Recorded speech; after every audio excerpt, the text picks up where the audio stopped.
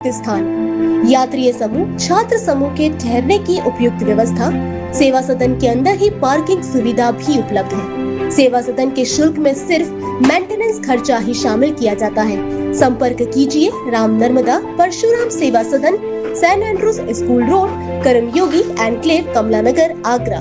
Mobile number 9720002952।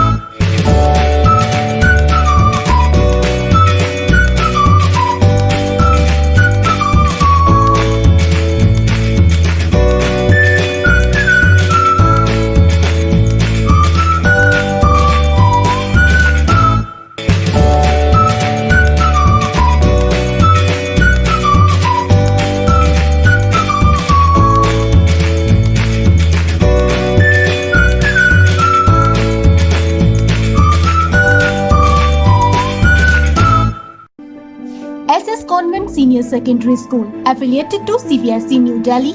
Admission open nursery to 12th standard. Silent features, ideal education with moral values, fun-filled activities for primary classes, quality education with affordable fees, regular parents counseling, science lab, computer lab facility, efficient and friendly staff, smart classes, e-care facility, swimming pool and CCTV security, transportation facility. To join Happy and Happening campus, please contact North Karmyogi Enclave, Kamlanagar, Agra. Contact 8077492195 and 8077492196.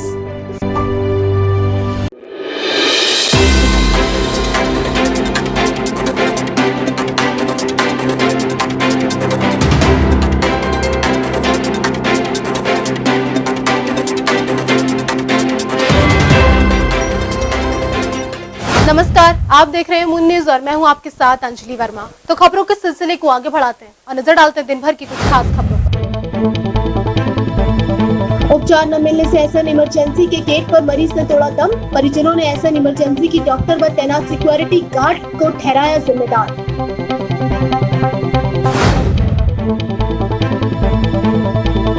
1 जून से सुचारू रूप से चलने वाली ट्रेनों के संचालन के लिए रेलवे ने की तैयारी। बिना स्क्रीनिंग के कोई भी यात्री नहीं कर सकेगा ट्रेन में सफर।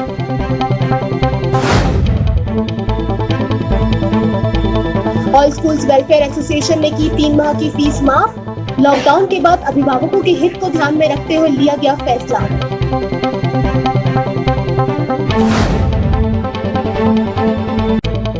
1 जून से आगरा का बाजार लगभग पूरी तरह से खोले जाने की योजना पर चल रहा है मंथन। सम विषम के आधार पर बाजार खोले जाने पर प्रशासन कर रहा है विचार।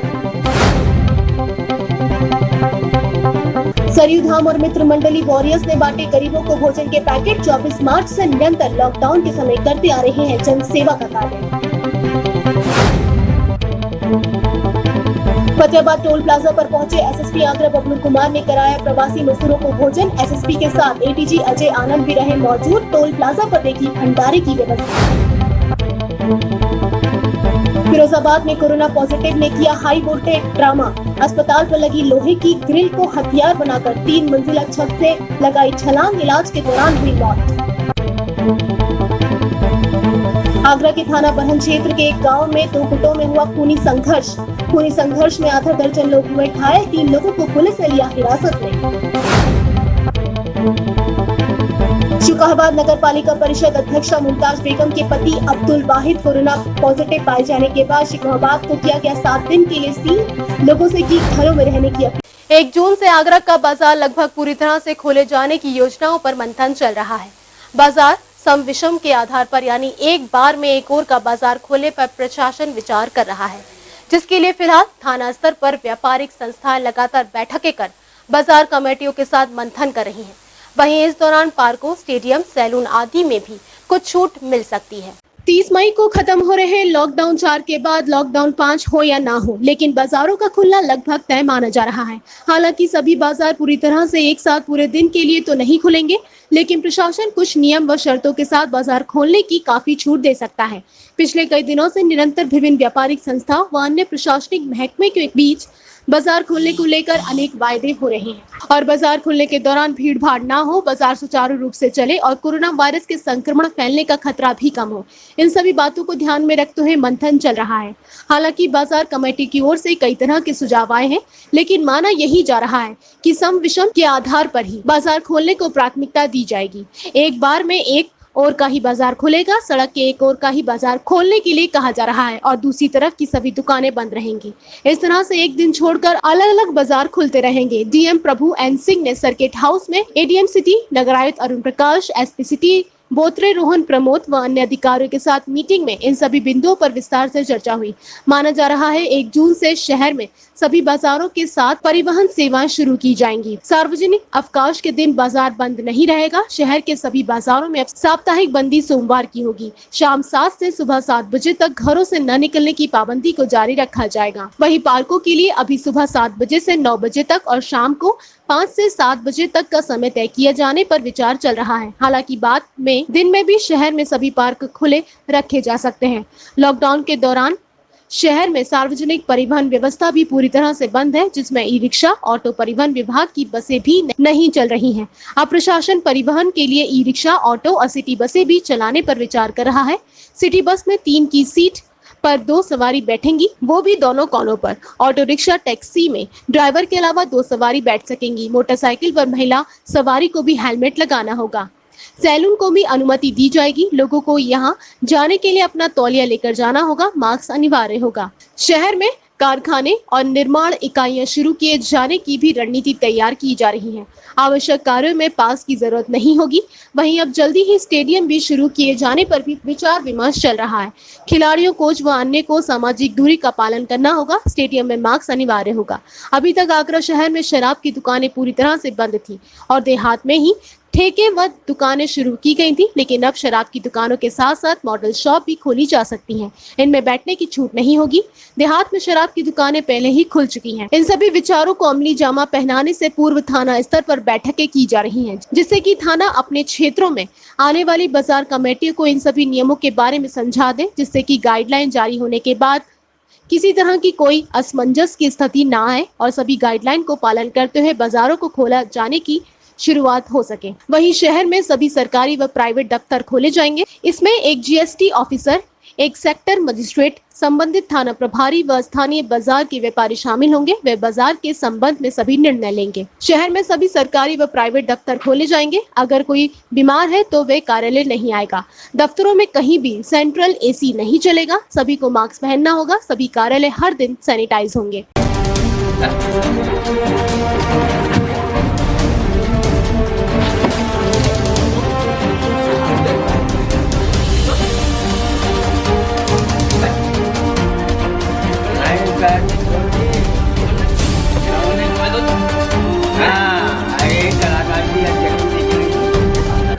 मलपुरा थाना क्षेत्र के धनौली अजीतपुरा में एक ऐसा मामला सामने आया है जिसे देखकर आपकी रूह कांप जाएगी।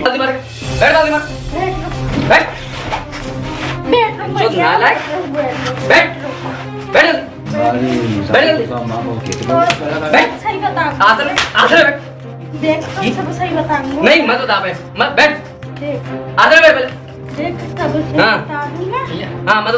दरअसल आपको बताते चले कि मलपुरा थाना क्षेत्र में एक विवाहिता पिछले 24 घंटे से बुखार, जुकाम और छींक से परेशान थी, जिसकी शिकायत को 112 कंट्रोल रूम पर की गई। पीड़ित पक्ष के लोगों का आरोप है कि इस मामले में स्वास्थ्य विभाग की टीम मौके पर नहीं पहुंची।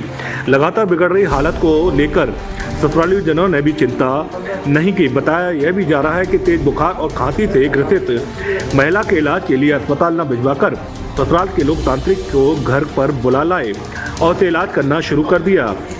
1 मिनट 7 सेकंड के इस वीडियो में आप साफ तौर पर देख सकते हैं किस तरीके से तांत्रिक महिला को बाल पकड़कर इलाज कर रहा है।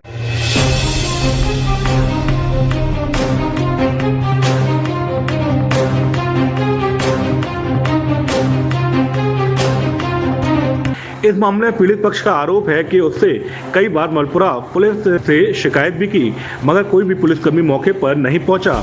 अब बात साफ हो जाती है, मलपुरा पुलिस घटना को लेकर कितनी गंभीर है और महिलाओं के मामले में कितनी संवेदनशील बनी हुई है।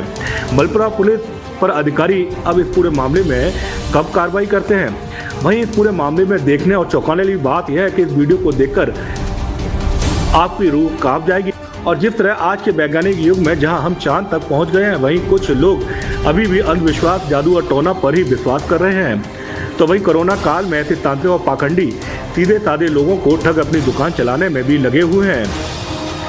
जिस तरह इस मामले में बुखार, खांसी, जुकाम जैसी साधारण बीमारी से परेशान युवती का यह तांत्रिक जादू टोना के सहारे इलाज कर रहा है, उसे देखकर यह भी समझा जा सकता है कि अब लोग कोरोना के डर से सामान्य सी बीमारी का इलाज कराने की जगह इन तांत्रिकों की शरण में भी पहुंच रहे हैं। आगरा के सरोजनी नायडू मेडिकल कॉलेज में इमरजेंसी में गैर कोरोना पेशेंटों और उनके परिवार के साथ सौतेला व्यवहार किया जा रहा है। सही और समय से उपचार न मिलने के कारण कोरोना को छोड़कर दूसरी बीमारी से ग्रसित मरीज आए दिन दम तोड़ रहे हैं। आगरा के सरोजनी नायडू मेडिकल कॉलेज के इमरजेंसी में गैर कोरोना पेशेंटों और उनके परिवार के साथ सौतेला व्यवहार किया जा रहा है। सही और समय से उपचार न मिलने के कारण कोरोना को छोड़कर दूसरी बीमारी से ग्रसित मरीज आए दिन दम तोड़ रहे हैं। ताजा मामला आगरा के मेडिकल कॉलेज के इमरजेंसी वार्ड का है। मलपुरा थाना के अभयपुरा गांव के रहने वाले विष्णु को उसके परिवार वाले बाइक पर बिठाकर यहां लाते हैं। मरीज के काफी गंभीर हालत में होने के कारण उसके बाइक को इमरजेंसी के गेट पर ही पेशेंट को उतारने की कोशिश करते हैं। इसे देखते हुए इमरजेंसी के गार्ड तीमारदारों और मरीज के साथ हाथापाई और गाली गलौज करने लगते हैं। इस दौरान गंभीर हालत में मरीज एसएन इमरजेंसी के गेट पर ही दम तोड़ देता है। मरीज के मरते ही उनके परिवार में हड़कंप मच जाता है। मरीज के परिजन अब मौत के लिए अस्पताल प्रशासन और यहाँ पर तैनात गार्ड को जिम्मेदार ठहरा रहे हैं। तबीयत ज्यादा खराब होती है, वो जीना पे से गिर गया था। तो हम वहाँ से मलपुरा से आ रहे हैं और मलपुरा से आके पुष्पांजलि वगैरह और वहाँ और कहीं कोई हॉस्पिटल होने की हमारे यहाँ वहाँ ले जाओ और परेशान तो है ज़्यादा। तो वहाँ आके जैसे ही चलो इन बच्चों की थोड़ी गलती को लेके अंदर बच्चों को लड़का बिल्कुल फैल गया था। अच्छा, इसलिए उसको लेके बोलो सब लोग चढ़ बैठे। पहले से ही जा चुके थे, सबने बोला ऐसा ले जाओ।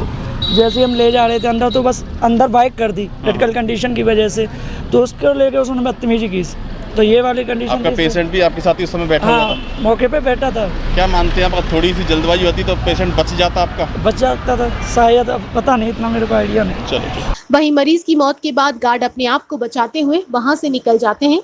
वहीं काफी देर रोते बिलखते ये परिजन अपने मृतक मरीज को यहां से ले जाते हैं। ये तो बस एक बानगी है। एसएन इमरजेंसी और जिला अस्पताल के बाहर रोजाना ऐसे तमाम मामले देखने को मिलते हैं।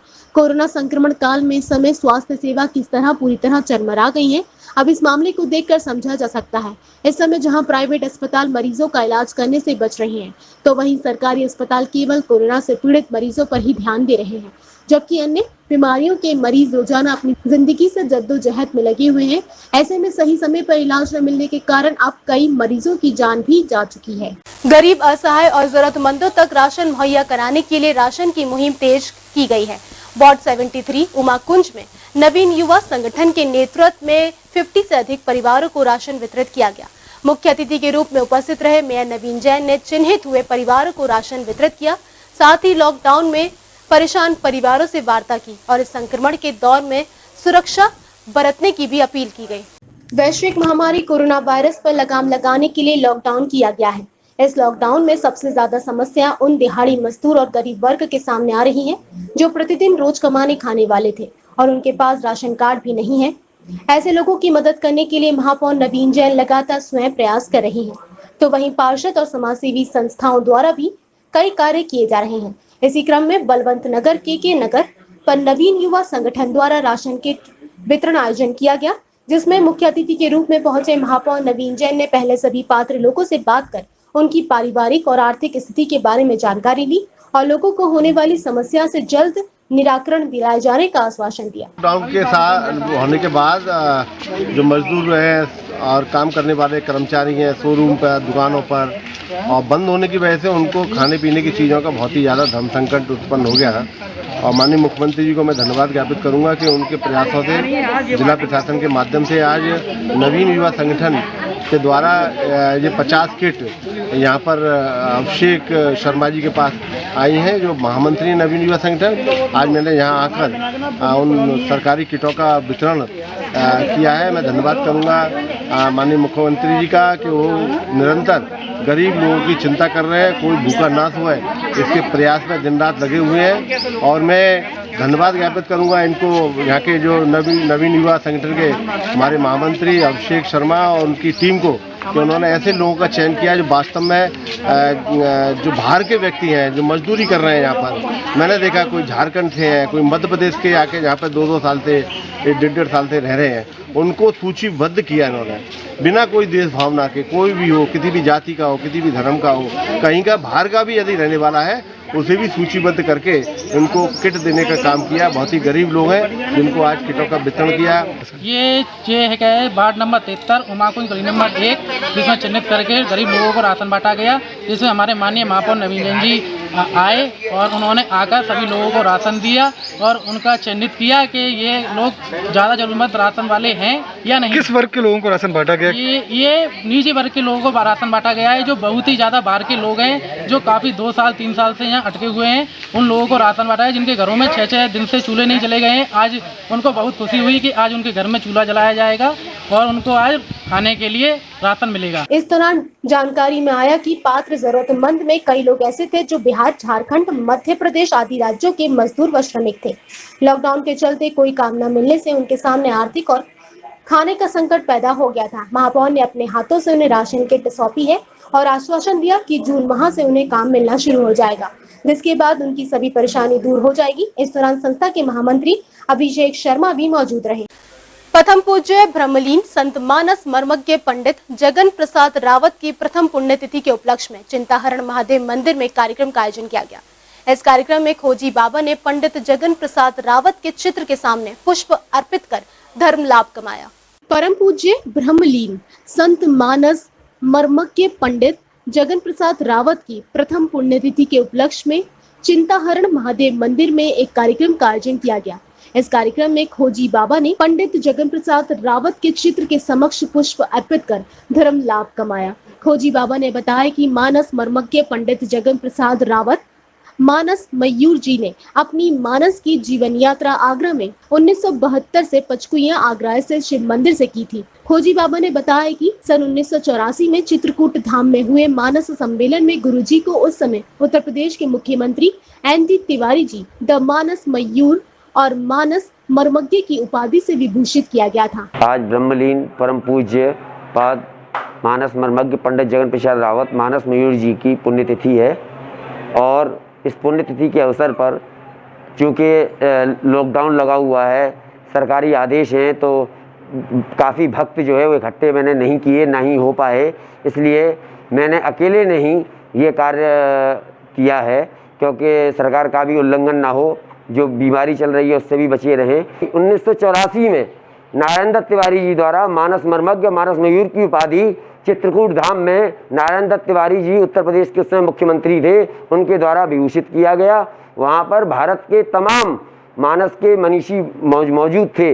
पिताजी को 10 लोगों में तीसरे नंबर पर इन दोनों उपाधियों के लिए चुना गया था 1984 में। ये उनकी उपलब्धता थी। ब्रह्मलीन संत पंडित जगन प्रसाद रावत ने काक कुटीर रावतपाड़ा के विठलनाथ मंदिर और जोगीपाड़ा के प्राचीन माता महाकाली मंदिर में संगत किया और यहाँ व्यासपीठ को संभाला। 1 जून से रेलवे अनेक ट्रेनों का संचालन शुरू करने जा रही है। लॉकडाउन के बाद ट्रेनों के शुरू हो रहे संचालन के लिए रेलवे ने भी तैयारियां तेज कर दी है। इस दौरान सोशल डिस्टेंसिंग का पालन हो सके और बिना स्क्रीनिंग के कोई भी यात्री ट्रेन में सफर ना करे, इस बात पर भी खास ध्यान रखा जाएगा, जिसको लेकर रणनीति तैयार की जा रही है। लॉकडाउन के दौरान पहली बार ऐसा रहा जब रेलवे के इतिहास में पहली बार इतने लंबे समय के लिए देश भर की रेल सेवा पूरी तरह से ठप हो रही हो और पटरियों पर कोई रेल ना दौड़ी हो। श्रमिक ट्रेनों के संचालन के बाद अब 1 जून से भारतीय रेल लगभग 200 ट्रेनों का संचालन शुरू करने जा रही है। इस दौरान आगरा रेल मंडल में भी दर्जन भर से अधिक ट्रेनों का ठहराव व संचालन रहेगा, जिसको देखते हुए रेलवे ने अपनी तैयारी तेज कर दी है। 2 माह से अधिक समय से रेलवे स्टेशन सूने पड़े थे और सभी कामकाज पूरी तरह से ठप थे। एक बार फिर नए सिरे से ये सब चीजें शुरू होंगी और कई नए नियमों के साथ रेलवे का संचालन होगा। जिसको देखते हुए रेलवे प्रशासन भी तैयारियों को अंतिम रूप दे रहा है। आगरा मंडल के सीनियर DCM आशुतोष सिंह ने बताया कि आगरा मंडल में भी अनेक ट्रेनों का संचालन शुरू हो रहा है, जिसको देखते हुए रेलवे ने तैयारियां तेज कर दी हैं। जो भी यात्री इन ट्रेन से उतरेंगे उनके नाम व मोबाइल नंबर का पूरा रिकॉर्ड यहां रखा जाएगा, जिसे जिला प्रशासन को दे दिया जाएगा। वहीं जो यात्री ट्रेन में रेलवे स्टेशन से बैठेंगे उन्हें 2 घंटे पहले यहां बुलाया जाएगा और पूरी स्क्रीनिंग के बाद ही उन्हें रेलवे स्टेशन में प्रवेश दिया जाएगा। वहीं इस दौरान जिला प्रशासन को भी हर यात्री की पूरी जानकारी दी जाएगी और थर्मल स्क्रीनिंग के दौरान जिला प्रशासन की टीम भी उपस्थित रहेगी। 100 जोड़ी ट्रेनें चलने वाली है जून से। हमारे आगरा मंडल में करीब 10 पेयर के आसपास मथुरा जंक्शन में रुकेंगे और 7-8 ट्रेनें हैं करीब आगरा कैंट स्टेशन पर रुकेंगी। इस हिसाब से कुछ ट्रेनें आगरा फोर्ट में हैं, एक पेयर कोसी कला और धौलपुर में है, रूपास में है, एक शमशाबाद स्टेशन पे है, उनके लिए वीकली ट्रेन है हफ्ते में 2 बार। इनके लिए जो प्रोटोकॉल अभी हम लोग जो स्पेशल राजधानी ट्रेनें चली हैं उसी हिसाब से रखेंगे कि जो भी यात्री इसमें बोर्ड करेंगे उनकी स्कैनिंग स्टेशन पर पूरी कराई जाएगी रेलवे के द्वारा, और जो डिबोर्ड करेंगे उन पूरे डिबोर्डिंग करने वाले यात्रियों की पूरी जानकारी नाम मोबाइल नंबर के साथ वहाँ के जिला प्रशासन को दिया जाएगा और उनकी क्लीनिंग की जिम्मेदारी जो होगी वो जिला प्रशासन के, जैसा कि प्रोटोकॉल निकला हुआ है। तो उनको हम लोग ट्रेन के टाइम पे 2 घंटे पहले 2.5 घंटे पहले जैसे भी चार्ट बन जाएगा ये सूचित करेंगे। उसमें हम कितने पैसेंजर्स करने वाले हैं उसके हिसाब से राज्य सरकार जो उनकी जिला प्रशासन की टीम है वो वहाँ पे आके उनको थर्मल स्कैनिंग वगैरह उनका करेगी और बाकी जो प्रोटोकॉल होंगे उनके हेल्थ के वो उसको पालन करेगी। अच्छा, खान पान की क्या स्थिति रहेगी? खान पान की व्यवस्था 1 जून से है कि उम्मीद है कि हम लोग कुछ स्टॉल्स को खोल देंगे यहाँ से। अभी चूँकि गाड़ियाँ बहुत ज़्यादा नहीं चल रही हैं और कुछ अभी कैटरिंग स्टॉल्स के जो ओनर्स हैं उनके अंदर भी कुछ अपने डाउट्स हैं उनको क्लियर कर रहे हैं हम लोग। 1-2 दिन में क्लियर करके कोशिश करेंगे कि 1 जून से कैटरिंग स्टॉल्स प्रारंभ किए जाएँ यहाँ पे। हालांकि रेलवे स्टेशन पर अभी अन्य सुविधाओं जैसे खान पान व अन्य सुविधाओं को लेकर भी तैयारियां चल रही हैं, क्योंकि काफी कम ट्रेनों का संचालन होना है, लिहाजा फौरी तौर पर कुछ स्टॉल शुरू किए जा रहे हैं। वहीं कैटरिंग को लेकर भी अभी मंथन चल रहा है। गौरतलब है कि अधिकतर train Mathura junction, Agra fort, Agra cantt, Rupbas, Shamshabad station पर रुकेंगी, जिसको देखते हुए इन ट्रेन की रेलवे स्टेशन पर व्यवस्था तेज की जा रही है और इन्हें अंतिम रूप भी दिया जा रहा है। वैश्विक महामारी कोरोना संक्रमण पर लगाम लगाने के लिए महापौर नवीन जैन और एतमादपुर विधायक राम प्रताप सिंह चौहान के नेतृत्व में यमुना पार क्षेत्र में सैनिटाइजेशन अभियान चलाया गया। ये अभियान श्रीनगर कॉलोनी से शुरू हुआ, जहां पर महापौर नवीन जैन और विधायक राम प्रताप चौहान ने अपने हाथों से कॉलोनी के घरों व बाजारों को सैनिटाइज किया। सैनिटाइज करने के लिए हाई पावर स्प्रे मशीन का प्रयोग किया गया।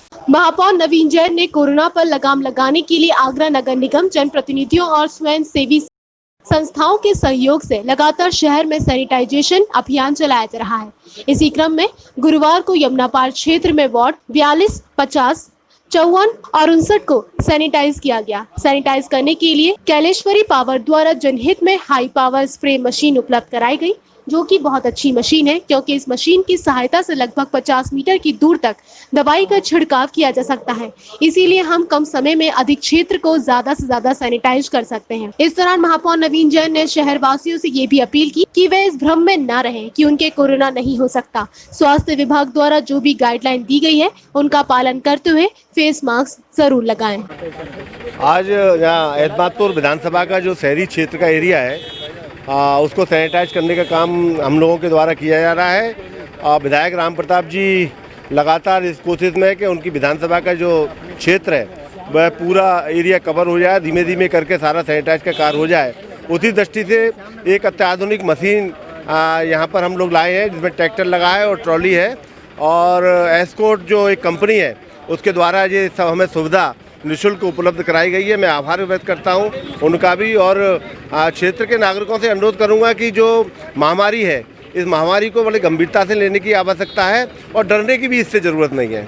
डरने की भी ज़रूरत नहीं है, केवल सोशल डिस्टेंसिंग का पालन करें, मास्क लगा कर रहें और अपने हाथ को सैनिटाइज करते रहें, साबुन से हाथ को धोते रहें। वहीं विधायक राम प्रताप सिंह चौहान का कहना था कि पहले चरण में उन्होंने यमुना पार और एतमादपुर क्षेत्र में सैनिटाइजेशन अभियान चलाया था। दूसरे चरण में महापौर नवीन जैन के सहयोग व प्रयास से फिर से यमुना पार क्षेत्रों को सैनिटाइज कर रहे हैं, ताकि कोरोना संक्रमण का खतरा कम हो सके। यहाँ चल रहा है, चाहे वो राशन वितरण का हो और या सैनिटाइज का। माननीय मेयर साहब खुद आए हैं और पूरा यहाँ सैनिटाइज कर रहे हैं क्षेत्र को। और हम लोग अभी लगभग 3-4 घंटे लगातार इसको सैनिटाइज करेंगे, क्रमशः फिर करेंगे इसको। तो अब लगातार मतलब पूरा क्षेत्र एक बार हो चुका है हम लोगों के माध्यम से, चाहे वो मैंने करा हो, एसपी सिंह बघेल जी ने किया हो, चाहे मेयर साहब ने, नगर निगम ने फॉगिंग कराई हो, चाहे सैनिटाइजेशन कराया हो। अब ये हम लोग दूसरे राउंड को इसको ले रहे हैं। इस मौके पर क्षेत्रीय पार्षद पुष्पा कुशवाहा, महेश कुशवाहा, निगम SFID के अग्रवाल आदि मौजूद रहे। लॉकडाउन में फंसी आगरा की जनता को राशन मुहैया कराने के लिए गुरुवार को मोदी मिशन के बैनर तले राशन वितरण कराया गया। सेक्टर 8 आवास विकास में वितरण कार्यक्रम के दौरान महापौर नवीन जैन ने जहां एक ओर जरूरतमंदों को राशन वितरण किया, तो वहीं दूसरी ओर लोगों को सरकार द्वारा मिलने वाली राहत का आश्वासन भी दिया गया। वैश्विक महामारी के रूप में पैर पसार चुके कोरोना वायरस के कहर से कोई भी अछूता नहीं रहा है। संक्रमण से बचाव के लिए लागू की गई लॉकडाउन की व्यवस्था ने जहां एक और इस संक्रमण पर तो किसी हद तक रोक लगा दी, लेकिन लोगों के लिए कई अन्य मुसीबतें पैदा कर दी, जिसमें मुख्य रूप से लोगों के सामने 2 वक्त की रोजी रोटी का गुजारा करना बेहद मुश्किल है। वहीं इन्हीं समस्याओं को देखते हुए लगातार राशन वितरण के कार्यक्रम किए जा रहे हैं। इसी क्रम में गुरुवार को महापौर आवास विकास सेक्टर 8 में मिशन मोदी संस्था द्वारा राशन किट वितरण में भी पहुंचे, जहां उन्होंने जरूरतमंद लोगों को राशन वितरण किया। यहां संस्था द्वारा लगभग 100 लोगों को राशन वितरित किया गया। राशन किट के साथ ही साथ सभी को सब्जी भी दी गई। देखिए, मैं मोदी मिशन एक बहुत अच्छा संगठन है, आगरा में काम कर रहा है और निरंतर 60 दिन तक अपने स्तर पे भी भोजन किट का वितरण का कार्य वो लगातार कर रहे हैं। आपस में सहयोग राशि लेकर या जो सामाजिक संगठन है उनसे भी लेकर आज मैं धन्यवाद करूंगा कि शासन के द्वारा भी उनको एक 50 किट मोदी मिशन के केदार सिंह जो अध्यक्ष हैं उनको दी गई और उसमें आवास विकास परिषद में वह किटों का वितरण में वहाँ पर करके किया है और कोई व्यक्ति भूखा न रहे, इसके लिए निरंतर प्रयास शहर के सामाजिक संगठन तो कर ही रहे हैं। इसके साथ माननीय मुख्यमंत्री जी भी कर रहे हैं। मैं मुख्यमंत्री को बहुत धन्यवाद ज्ञापित करता हूं और मोदी मिशन के भी कार्यकर्ताओं को धन्यवाद ज्ञापित करता हूं कि उन्होंने सूचीबद्ध करके गरीब लोगों को जिनको आवश्यकता है उन किटों को वितरण का कार्य किया है। महापौर नवीन जैन ने लॉकडाउन में भी समाज सेवी संस्थाओं द्वारा की जा रही इस सेवा भाव और जरूरतमंद लोगों को राशन व खाद्य सामग्री उपलब्ध कराने के उद्देश्य की जमकर सराहना की। महापौर का कहना था कि लॉकडाउन और सोशल डिस्टेंसिंग का पालन करके ही हम कोरोना से बच सकते हैं। साथ ही सक्षम लोगों और समाज सेवी संस्थाओं को समय समय पर ऐसे लोगों की मदद करने के लिए आगे आना चाहिए। इस मौके पर संस्था के अध्यक्ष केदार सिंह परमार, पवन भदौरिया, अमित ठाकुर, सत्यवीर दिवाकर, शुभम मिश्रा, सोनू राठौर, अमन जैन, हर्ष सक्सेना, जतिन सिंह आदि लोग मुख्य रूप से मौजूद रहे। यहाँ वक्त हो चुका है छोटे से ब्रेक का। ब्रेक के बाद भी खबरों का सिलसिला इसी तरीके से रहेगा जारी। आप बने रहिए हमारे साथ।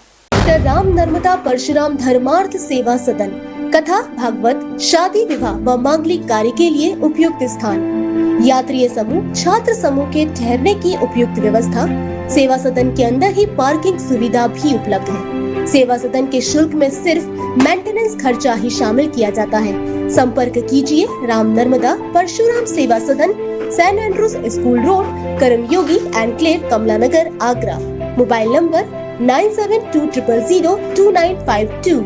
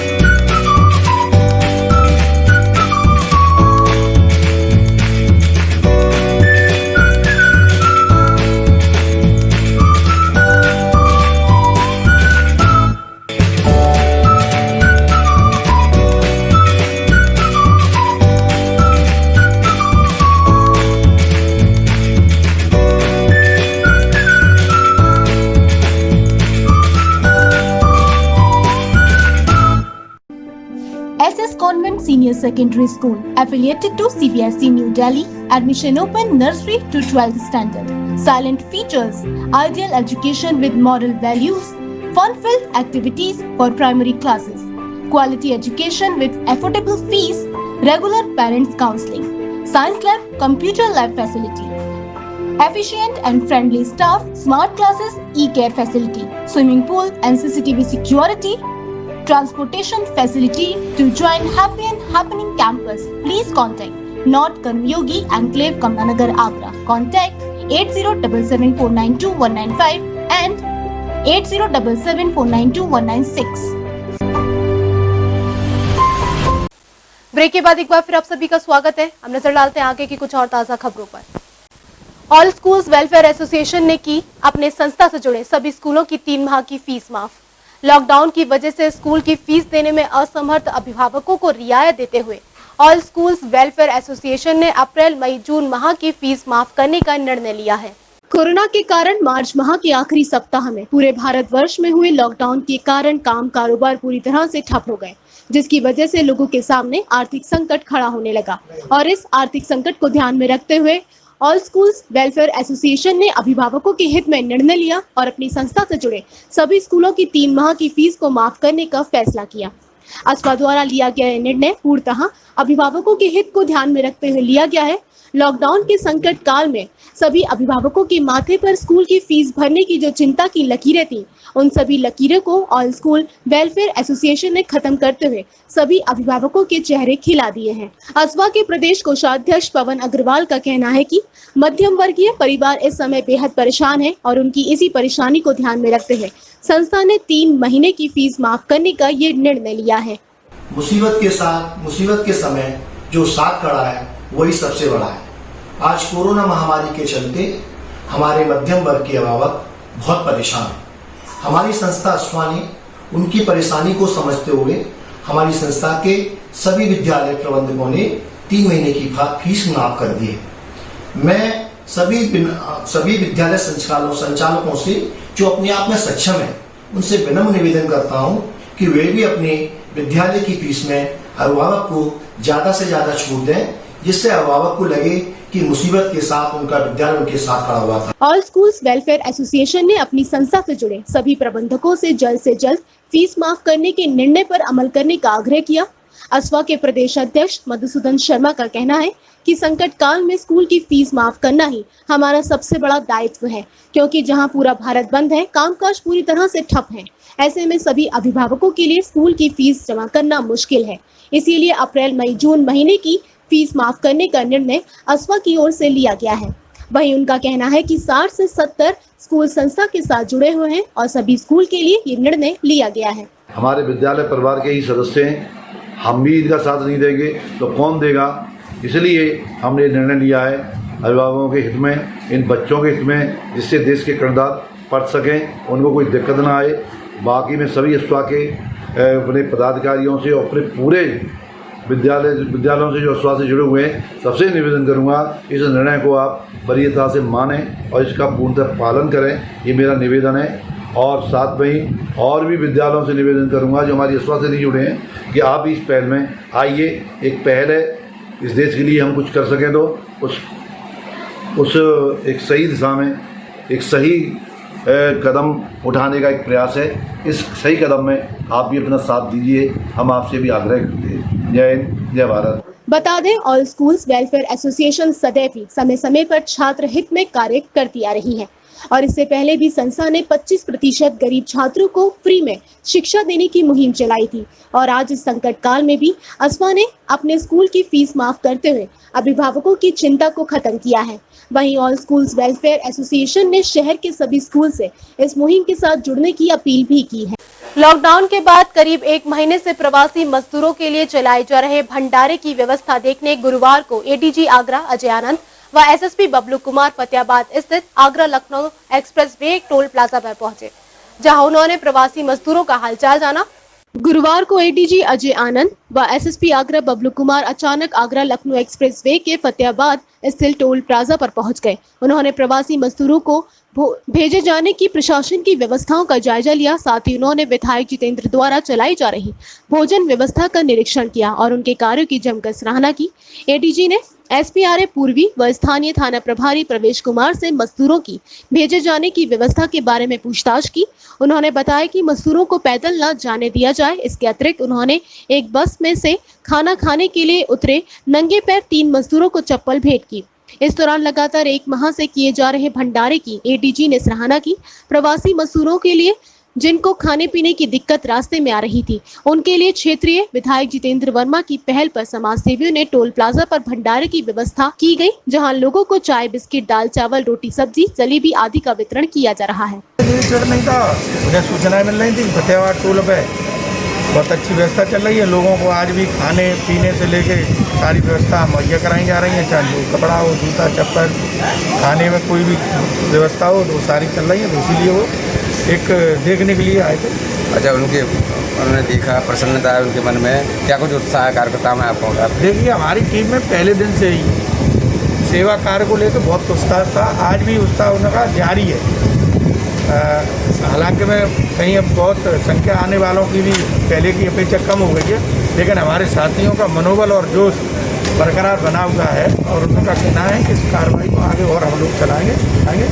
और चूँकि जब सब समर्थक चाहते हैं, मैं भी चाहता हूँ, तो आगे भी चलने का चाहता हूँ। इस दौरान एसपी पूर्वी प्रमोद कुमार, क्षेत्रीय विधायक जितेंद्र वर्मा, समाज सेवी महेश सिसोदिया, वरिष्ठ नेता राजेश कुशवाहा समेत तमाम लोग मौजूद रहे। पंचवटी के पास केआर गार्डन में युवाओं की संस्था एक संकल्प कोई भूखा ना सोए 29 मार्च से निरंतर लॉकडाउन के दौरान लोगों को भोजन वितरित कर रही है। संस्था सदस्यों ने 150 भोजन के पैकेट से शुरुआत की थी। अब 1800 लोगों को प्रतिदिन भोजन के पैकेट का वितरण किया जा रहा है। पंचवटी के पास केआर गार्डन में युवाओं की संस्था एक संकल्प कोई भूखा न सोए 29 मार्च से निरंतर लॉकडाउन के दौरान लोगों को भोजन वितरण कर रही है। संस्था सदस्यों ने 150 भोजन के पैकेट से शुरुआत की थी। अब 1800 लोगों को प्रतिदिन भोजन के पैकेट वितरित किए जा रहे हैं। संस्था के उत्साहवर्धन के लिए सांसद एसपी सिंह बघेल उनके बीच पहुंचे और संस्था सदस्यों के साथ खुद भोजन वितरण कराया। इस दौरान सांसद ने आसपास सैनिटाइजेशन भी खुद ही किया। 1800 पैकेट ये लोग 28 मार्च से आज 48 दिन है लगातार सेवा कर रहे हैं। 50-60 से शुरू की थी, 1800 पर पहुँच गए हैं। और देख रहे होंगे कि ये भोजन जो है 7 दिन का मेन्यू इनका अलग अलग रहता है। किसी दिन दाल चावल, किसी दिन कढ़ी चावल, किसी दिन छोले, किसी दिन राजमा चावल, 7 दिन अलग अलग रहता है। और ऐसे जो देने आते हैं ताकि जगह ये बंटवाते हैं। वहीं यहाँ पर सभी लोग बेहद उत्साहित नजर आए। संसद सदस्यों का कहना था कि लगातार जरूरतमंद लोगों तक भोजन पहुँचाने का काम कर रहे हैं। ये कोरोना आपदा से परेशान लोगों के लिए पिछले 58 दिन से ये रसोई चल रही है और ये रसोई 29 मार्च से हमने शुरू करी थी और 200 पैकेट से, और आज 500-600 पैकेट हम डेली के वितरित कर रहे हैं। आज आपके उत्साहवर्धन में कौन कौन आए? आज हमारे उत्साहवर्धन के लिए माननीय सांसद एसपी सिंह बघेल जी और दिगंबर ठाकरे जी आ रहे हैं और हमारे समाज सेवी श्याम भोजवानी जी, इनका मुख्य सहयोग है हमारे इस कार्यक्रम में। आज वो भी यहाँ पर उपस्थित रहेंगे और सारी देवतुल्य साथी हैं, वो भी हमारे उपस्थित रहेंगे इस कार्यक्रम में। संस्था सदस्यों का कहना है कि नर सेवा ही असली नारायण सेवा है। इसी के चलते वे लगातार जरूरतमंद लोगों तक भोजन पहुंचाकर ये पुनीत कार्य करने में सफल हो। पचोखरा में कोरोना संक्रमित मिलने के बाद स्वास्थ्य विभाग की टीम ने पुलिस बल के साथ में ग्रामीणों को किया जागरूक। घर से बाहर न निकलने के लिए अपील की गई। दिल्ली से वापस लौटे पचोखरा के मजदूर में कोरोना की पुष्टि होने के बाद गांव को हॉटस्पॉट घोषित कर दिया है। वहीं युवक को एफएच मेडिकल कॉलेज के आइसोलेशन वार्ड में भर्ती कराया गया है। बुधवार को सामुदायिक स्वास्थ्य केंद्र के अधीक्षक डॉक्टर संजीव वर्मा और थाना अध्यक्ष पचोखरा संजय सिंह आज गाँव पहुँचे और माइक के जरिए ग्रामीणों को जागरूक किया। मैं सभी से अपील करता हूँ कि आप अपने घर में रहें, लॉकडाउन के नियमों का पालन करें, अपना जीवन बचाने के लिए घर में रहें। घर से बाहर घूमेंगे, कहीं ना कहीं आप संक्रमित हो जाएंगे और संक्रमण का आपको पता नहीं चलेगा कि मैं कहां से संक्रमित हो गया। सभी से घरों में रहने की अपील की गई। लॉकडाउन का पूरी तरीके से पालन करने के लिए कहा गया। थाना अध्यक्ष ने भी लोगों से कहा कि कोई भी बेवजह बाहर ना घूमे और घर पर ही सुरक्षित रहें। आगरा के थाना बरहन क्षेत्र के गांव यूसुफपुर में मामूली कहासुनी होने पर 2 गुट आमने सामने आ गए। दोनों गुटों में जमकर लाठी डंडे चले, जिसमें कुल आधा दर्जन लोग लुहान हो गए। सूचना पर पहुंची पुलिस ने 3 लोग। आगरा के थाना बरहन क्षेत्र के गांव यूसुफपुर में मामूली कहासुनी को लेकर 2 गुट आमने सामने आ गए। जानकारी के अनुसार जनपद आगरा के थाना बरहन के गांव यूसुफपुर में बुधवार देर रात 2 अलग अलग समाज के गुटों में शराब पीकर गुजर रहे युवक से कहासुनी हो गई। दोनों गुटों में कहासुनी इतनी बढ़ गई, दोनों तरफ से लोग आमने सामने आ गए और जमकर लाठी डंडे चलने लगे। सूचना पर गांव में अफरा तफरी का माहौल बन गया और गांव में दहशत का माहौल बन गया, जिसमें आधा दर्जन लोग लहूलुहान हो गए। एक गंभीर रूप से घायल बताया जा रहा है। बात ये हुई थी, क्या कहता है, इस रात में यार लड़ाई हुई थी, रात में वैसी मौजूदी हो रही थी। इनसे क्या कहता है, रात में ये लड़का दाब लिया अकेला देख के, इनके इसकी गले पे टेंटिया पे लात रख के क्या कहते हैं, वहाँ पर क्या कहते हैं, इसके सर पे फिर क्या कहते हैं, इन्होंने ईंट मारी है। ईंट मार के फिर हम पहुंचे लोग, फिर इन्होंने हम दाब लिए। रात में हम 2 घर थे, मात्र 2 घर। सूचना पर थाना पुलिस पहुंच गई और तीनों युवकों को हिरासत में ले लिया। वहीं घायलों को मेडिकल परीक्षण के लिए भेजकर कार्यवाही शुरू कर दी। फिरोजाबाद में कोरोना पॉजिटिव मरीज ने किया हाई वोल्टेज ड्रामा। मरीज ने अस्पताल पर लगी लोहे की ग्रिल को हथियार बनाकर 3 मंजिला इमारत से छलांग लगा दी। वहीं इलाज के दौरान मरीज की मौत हो गई। मामला फिरोजाबाद के जिला अस्पताल का है, जहां 50 वर्षीय हरिकेश को कोरोना पॉजिटिव पाए जाने पर आइसोलेट किया गया था। रात करीब 11 बजे हरिकेश ने कमरे में लगी लोहे की रॉड तोड़कर नीचे कूद गया, जिससे वे गंभीर रूप से घायल हो गया। मौके पर पहुंची पुलिस और अस्पताल प्रशासन ने काफी देर के प्रयास के बाद उस पर काबू पाया। एक्चुअली ये कोरोना पॉजिटिव है और कल रात लेट नाइट ही आया है। आज दिन भर इसका चेकअप हुआ है। वैसे बिल्कुल कोई इसको प्रॉब्लम नहीं है, लेकिन इसने अभी एकदम से सूचना मिली है कि इसने खिड़की को, स्टाफ को थोड़ा डराया है और खिड़की को खोलकर फर्स्ट फ्लोर से नीचे आने की कोशिश, बाहर कूदा है। हाँ, थोड़ा इसने गार्ड ने इसको करने की कोशिश की तो थोड़ा उसने गार्ड पर हमला किया। लोकल सब पुलिस आ गई है। एक्चुअली ये हरकेश जी हैं जो कल रात को भर्ती हुए थे। ये किसी वजह से विचलित हो गए और ये पाइप के सहारे से ऊपर से जंगला तोड़ के और पाइप के सहारे से नीचे उतर के आ गए। नीचे जब गार्ड साहब ने इनको देखा तो वो इनकी तरफ को आए तो इन्होंने जो पाइप के सहारे से आए थे उसी को खींच के और उन पर आक्रमण करने की कोशिश करी। हम लोग तुरंत ही आ गए थे। मैं आ गया था, प्रिंसिपल साहब आ गई थी और सारा हमारा स्टाफ था। फिर हमने पुलिस बल की भी मदद ले ली थी। एसओ साहब आ गए थे और सीओ साहब आ गए थे, एसपी साहब आ गए थे। तो पुलिस ने और हमारे लोगों ने बड़ी सब लोगों ने पीपी किट पहन के। बताया जाता है कि हरिकेश दिमागी रूप से असंतुलित था, जिसकी वजह से उसने अस्पताल परिसर में छलांग लगा दी। फिलहाल उसे इलाज के लिए भर्ती कराया गया, जहां उसकी इलाज के दौरान मौत हो गई। शुकाहाबाद नगर पालिका परिषद अध्यक्षा के पति की आई कोरोना पॉजिटिव रिपोर्ट ने बढ़ाई शहर की जनता की समस्या, जिसके बाद पूरे शहर को 7 दिन के लिए सील कर दिया गया। फिरोजाबाद जिले की शुकाहाबाद नगर पालिका परिषद अध्यक्षा मुमताज बेगम के पति अब्दुल वाहिद कोरोना पॉजिटिव आने से शुकाहाबाद को 7 दिन के लिए सील कर दिया है। 500 मीटर का एरिया रुकनपुर के आसपास का पूर्णतः सील किया गया है। 1 हफ्ते के लिए 7 दिन के लिए पूर्णतः बाजार भी बंद रहेंगे। 2 दिन के लिए बैंक, कृषि यंत्र, डेली नीड्स, दूध की डेयरी, शराब की दुकान भी बंद रहेंगी। 2 दिन नगर के सभी मेडिकल स्टोर भी बंद रहेंगे। साथ ही हॉस्पिटल के नजदीक वाले मेडिकल स्टोर खुलेंगे और सभी ATM भी खोले जाएंगे।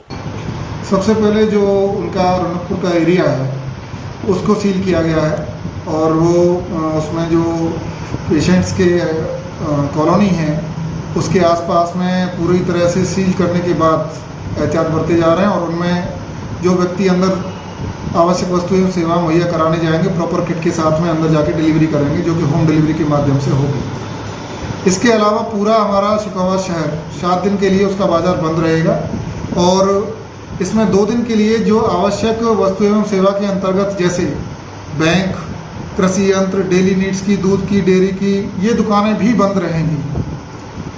इसके अलावा जो अन्य हमारे हॉस्पिटल्स हैं, गवर्नमेंट हॉस्पिटल्स हैं चाहे प्राइवेट हॉस्पिटल्स हैं, और उनसे लगे हुए मेडिसिन की शॉप्स वो मात्र खुलेंगी और इसके अलावा जो अन्य मेडिसिन की शॉप्स हैं वो भी बंद रहेंगी।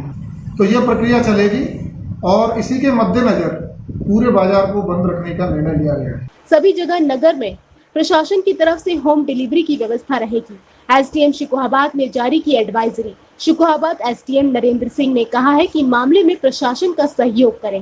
कोरोना वायरस की रोकथाम को लेकर केंद्र और प्रदेश सरकार के कदमों और प्रयासों को लेकर सपा ने बड़े सवाल खड़े किए हैं। सपाइयों का कहना है कि सरकार बिना किसी योजना और विपक्ष को भरोसे में ले रोजाना अलग नियम व कायदे कानून बना रही है, जिसका मतलब सभी वर्गों पर खासा बुरा असर पड़ रहा है। लॉकडाउन की स्थिति अनिश्चितकालीन है, पता नहीं है कि कब तक चलेगी। और इधर जो मजदूर जो दूसरे प्रदेशों में फंसे थे। लगभग कुछ लोग अपने संसाधनों से, कोई पैदल, कोई साइकिल से, कोई मोटरसाइकिल से, और कुछ को सरकार भी लेके आई है। निश्चित तौर से मुझे ऐसा लगता है कि यदि मज़दूरों की स्क्रीनिंग प्रॉपर नहीं होती है तो निश्चित तौर से ये कोरोना का कहर कहीं गांव की दहलीज में ना पहुंच जाए, और यदि कहीं एक बार गांव की दहलीज में पहुंचा तो निश्चित तौर से कोरोना का कहर बहुत विकट स्थिति में आ जाएगा।